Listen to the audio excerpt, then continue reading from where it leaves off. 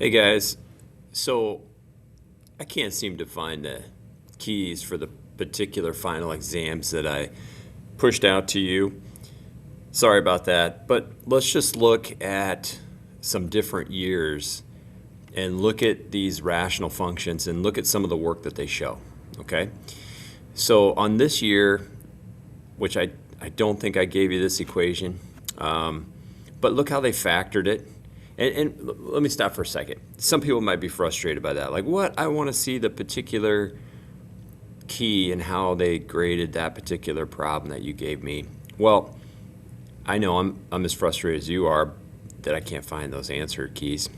But you can always plug it into Desmos, right? You're going to see the picture on Desmos. It's the work that we need to figure out. Like, what are they looking for work? Well, you can see this year they factored, right? Every year we should factor. I mean, that should be our first step. We got to find the factors in the numerator, factors in the denominator, so that we can compare the two. You know, like if there's common factors, that's what generates the whole, right? Now, I don't particularly like that they didn't show any work for the 4/3 part. I think you should have a reduced rational function right here. Like, you know, don't call it f of x, call it like g of x or something like that. And don't have the x minus 6 factors right there. So let's look at a different year for a second and compare that. So here they factored, and then they put a little bubble around, you know, the fact that it generates a hole at that spot. I like that. X equals -5 makes the numerator equal to 0. So they're trying to show how are they finding the y-intercept, right?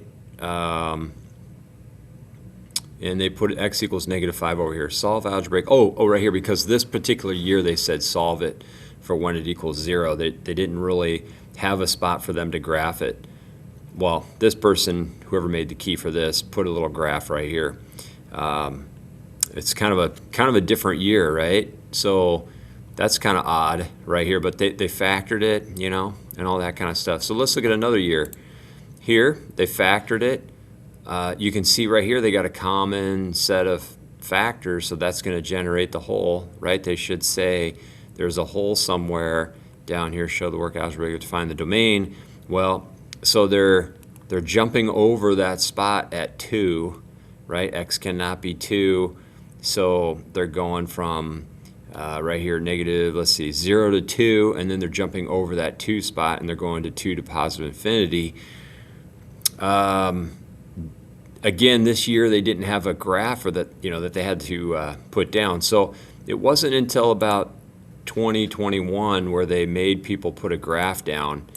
And so when I look down here, I'm going to be grading, are you labeling these points? Do you have the x-intercept labeled, the y-intercept labeled? Do you have the x and y value for the hole labeled? Do you have the horizontal asymptote labeled, right? So let's look back up here. Yeah, okay, so they have the equations right here, y equals 2, x equals -6.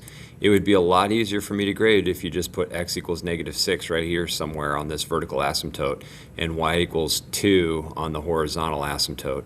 And then you take this information up here. Ooh, they don't really oh, right here, x-intercept, y-intercept. You take that information and you put it on your x and y-intercept, and then you take that information about the hole and put it right here. I would like to see a little work right here, like, what are you doing to get this 4/3 value? All right? So think about all those things. Check the different rational functions that you practiced. See if you have them all labeled down here, all that information. All right?